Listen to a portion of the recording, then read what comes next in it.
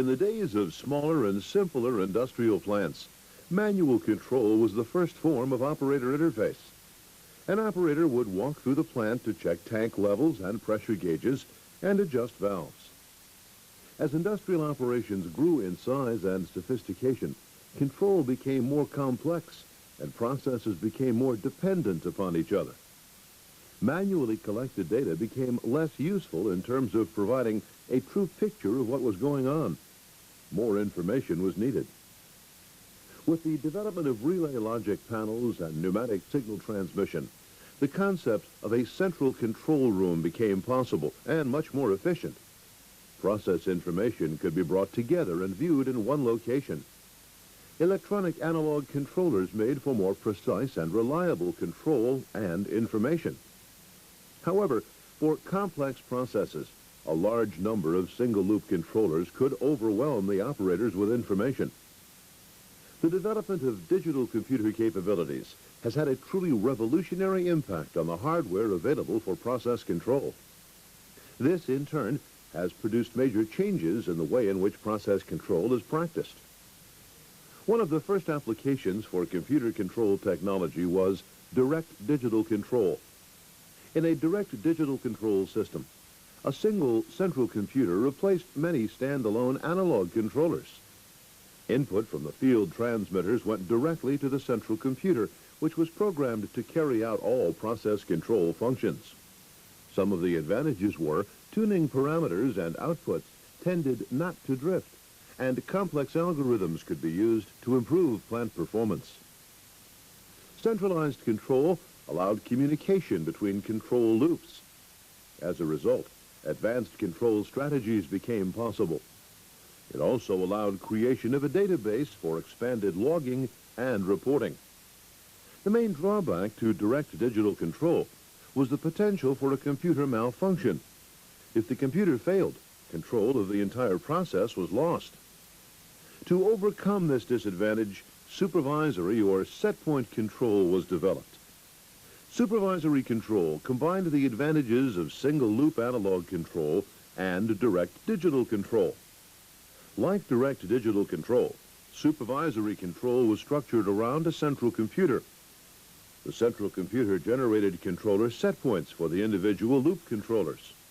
However, all first-level control functions were carried out by the controllers. If the central computer failed, the controllers maintained the control loop at the last set point or a pre-programmed fail-safe condition, so total control was not lost. With the advance of solid-state electronics, miniaturization of electronic circuits, high-resolution display, and sophisticated software, much more computing power is available in much smaller, more reliable packages. A modern distributed control system is a collection of microprocessor-based modules that work together through a real-time communication system to control and monitor the process operation. These systems combine the advantages of analog single-loop control systems, the integrity of supervisory control, and the power of computer control. Control subsystems perform the control functions that were found in the direct digital control central computer by receiving inputs from the sensors and sending outputs to the final control elements. A console replaces the array of instruments in an analog control system and allows the user information access to control the process. A gateway allows a digital control system to share information with other digital devices, such as a host computer, analyzers, or PLCs. A host computer may be used for higher-level functions, such as optimization, scheduling, or for providing management information. Process control may be distributed both geographically and functionally, and control subsystems are only responsible for controlling a portion of the entire process. The primary advantage is that if a control subsystem fails, the only loops affected are those controlled by that individual subsystem. The rest of the process will remain under control. Critical loops usually have a redundant control subsystem to prevent loss of control. Geographic distribution is permitted, but not necessarily required for the system. Controlled subsystems can be located close to the process and reduce the amount of wiring run to the central control room. In this segment, we've seen how advances in electronics and computer technology have changed the way processes are controlled. In the next segment, we'll take a look at the hardware for a distributed control system. But for now, take a moment to review this information in your textbook.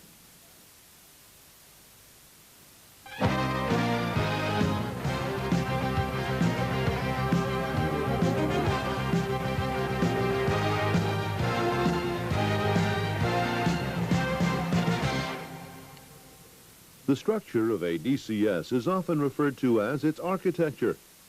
This drawing illustrates the architecture of a generic system. Input and output, or I/O modules, scan and digitize process input data and provide output signals to a final control element. The I/O bus provides communication between the I/O modules to the controller modules. Controller modules read and update field data.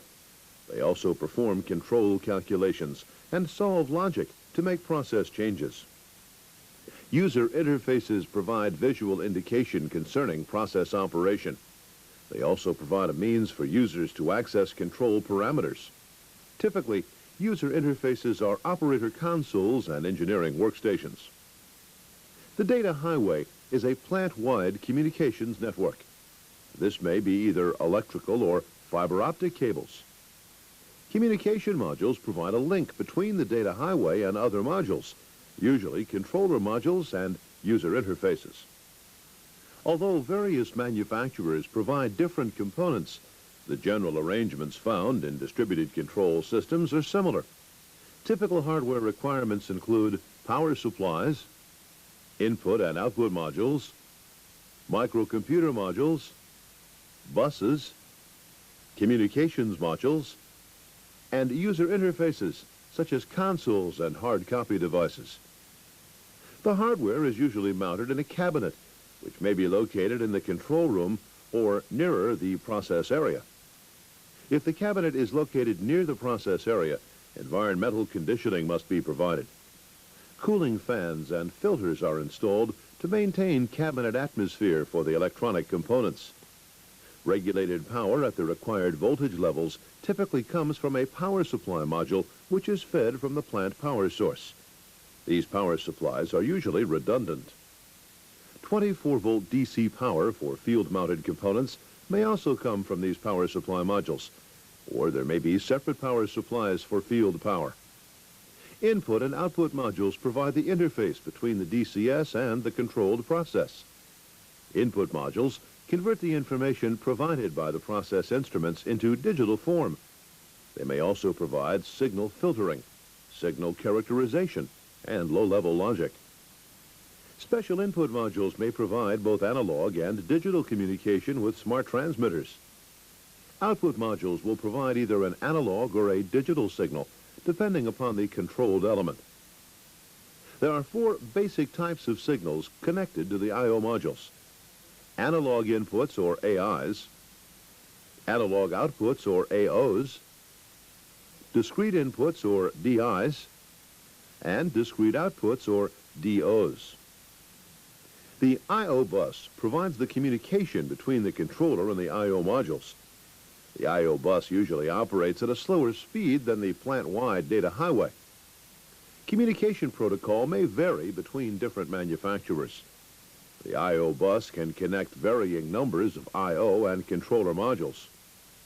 Controller modules are the true brains of a distributed control system.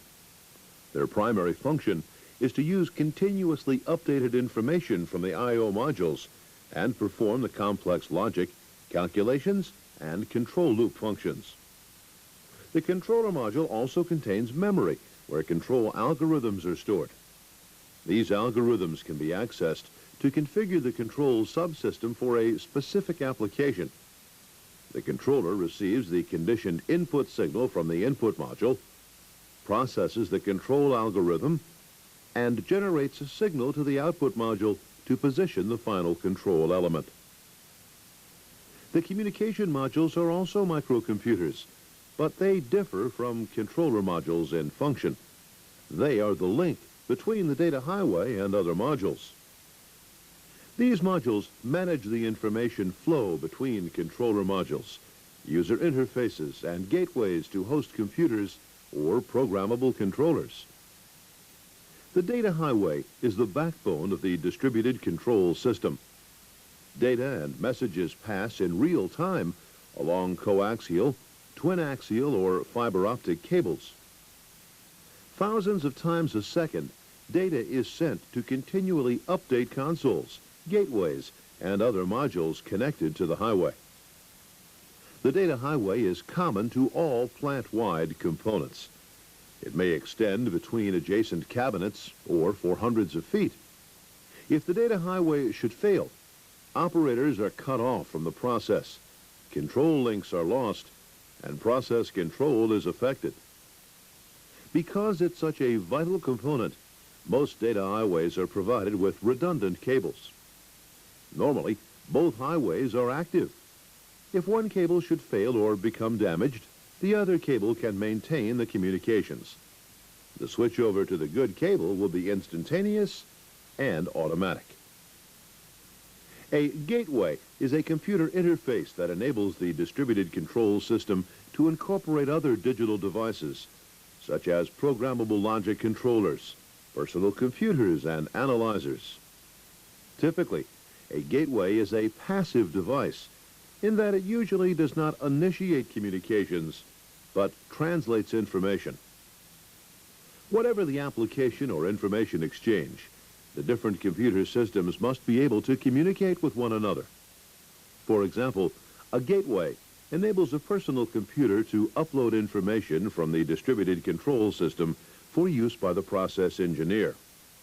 The gateway can also be used to upload and download process and control information and instructions to other independent devices, such as programmable logic controllers, mainframe computers, or process analyzers. The ease of configuration and the ability to configure online also simplifies startup of new systems. Omissions, errors, and misunderstandings that may exist in new configurations when they're implemented can be corrected quickly via an engineering workstation. Controller modules contain a library of control programs or algorithms preloaded by the manufacturer. The user defines the function blocks, selects the necessary control algorithms to accomplish each function, and identifies the addresses for the inputs and outputs. This is also called soft wiring because the blocks are connected by software, not physical wires. Because each block has the same capability as an instrument, these blocks may be interconnected in ways that can be extremely difficult and costly using hardwired devices. The integrity of the information is critical to proper system operation. The control subsystems share process information and send data to the user consoles. The subsystems also need to send and receive information from the I/O modules. All these messages are transmitted in binary code. A message is a group of bits, and each bit contains either a 1 or a 0. The pattern or arrangement of bits is a language the DCS components understand. These messages can be either parallel or serial. Parallel data is usually sent via parallel conductors for adjacent modules or a ribbon cable between racks. Serial transmission is normally used for longer transmission distances. When many modules share the same communication system, such as a data highway, one consideration is, at any one time, which module has the right to initiate a message? This is called media access. Message synchronization is another concern. If a message is sent, how does the receiving device know when the message starts or ends, or the length of the message? A third aspect with shared communications is that of addressing. To whom and from whom is the message sent? Last of all is, how does the receiving device know that the message received is the message sent?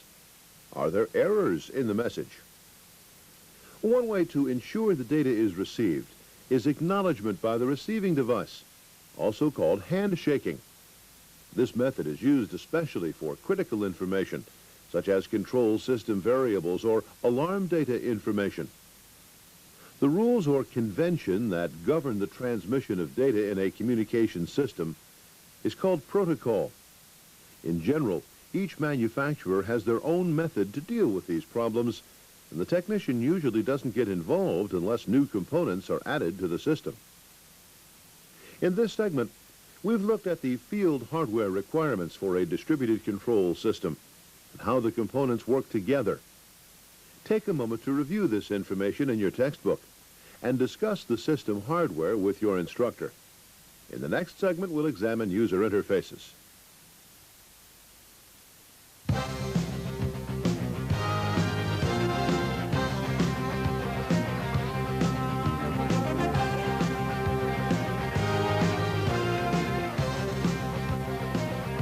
To access the information and control the process from the distributed control system requires user interfaces. Two types of user interfaces are engineering workstations and operator consoles. The operator console allows the control room operators to view various portions and manipulate the process through various screens. The engineering workstation permits the process engineer to design and configure the control system, build custom displays, and to test new control strategies.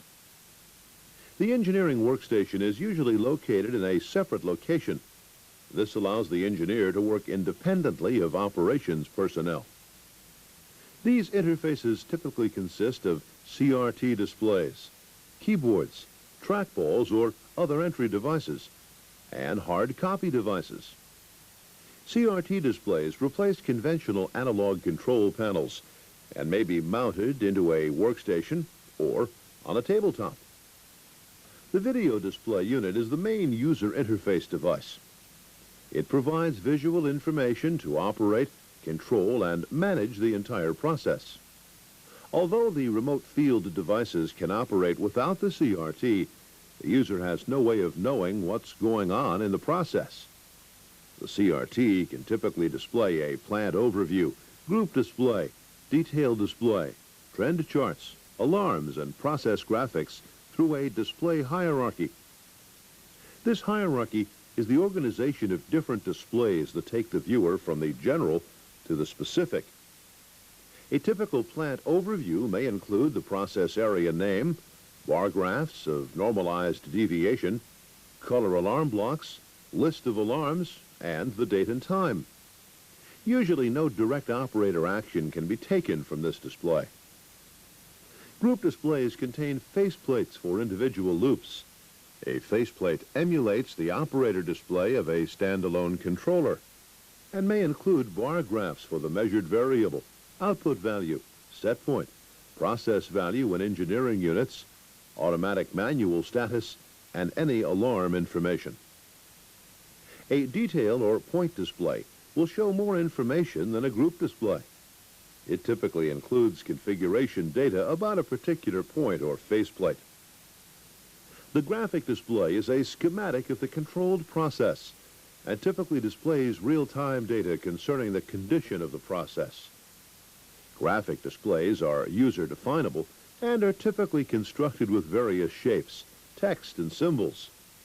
These displays generally include loop tag names, measured variables, output values, output modes, and engineering units. The primary advantage of the graphic display is the ability to monitor a large portion of the process, as well as permit operator action. The addition of the graphic display provides greater flexibility in the display hierarchy and is gradually replacing the plant overview for process operations. Alarm displays provide a list of process and system alarms. A process alarm alerts you to a process problem, such as a high or low temperature. Process alarms displays typically show tags, types, description, priorities, and acknowledgement statuses. A system alarm alerts you to a malfunction in the DCS equipment or peripheral devices. Alarms are usually listed by reverse chronological order and sometimes by priority. Trend displays are similar to strip chart recorders and are usually important indicators of plant status. This information can help identify or anticipate process upset conditions. These displays may be either real-time or historical. Trends are useful for looking at a specific variable over a long period of time. Deviations may indicate a problem with either the process or the instrumentation controlling the process. Another display that's helpful for the technician is the diagnostic screen. This display may show or list the system components, usually grouped by subsystem, and give status indication for each component. If there is a component problem or failure, the diagnostic display can be accessed to determine the failure type and failed module location. Several different devices are used for requesting information, entering data, and issuing commands to the system. These include a keyboard, trackball, mouse, and touchscreen. The operator's console often has a keyboard which has been specially designed to make the operator's interaction with the process faster and easier. Various dedicated keys allow the operator to select important functions with a single keystroke. The engineering workstation will have an alphanumeric keyboard. This device is very similar to a computer terminal keyboard. The operator's console may or may not have an alphanumeric keyboard in addition to the operator's keyboard. The alphanumeric keyboard may have additional keys to facilitate database configuration, build displays, or create special application packages.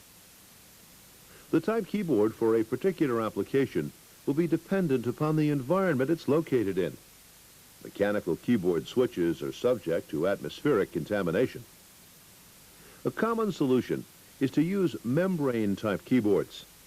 The membrane keyboard has the advantage that it is sealed and non-mechanical, therefore not subject to environmental contamination or vibration.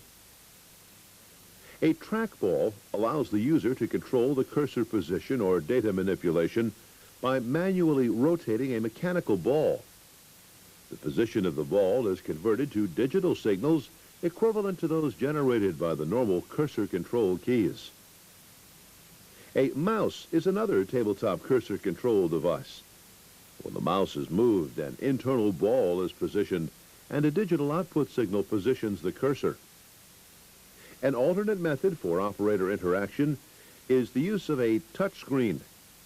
When each display is shown on the video monitor, portions of the screen become active, and by touching the symbol or specific function, the user can change screens, acknowledge alarms, or perform other actions, such as changing controller set points. When records must be kept, or the information on file needs to be seen by a large number of people, printers or video copiers will be required.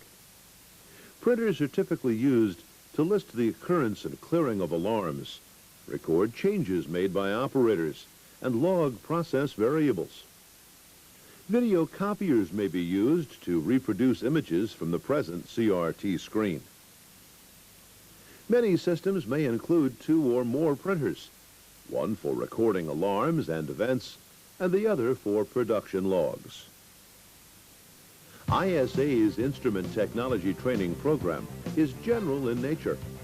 When performing instrumentation maintenance in your plant, be sure to follow the specific maintenance and safety procedures provided by your facility and the equipment manufacturer.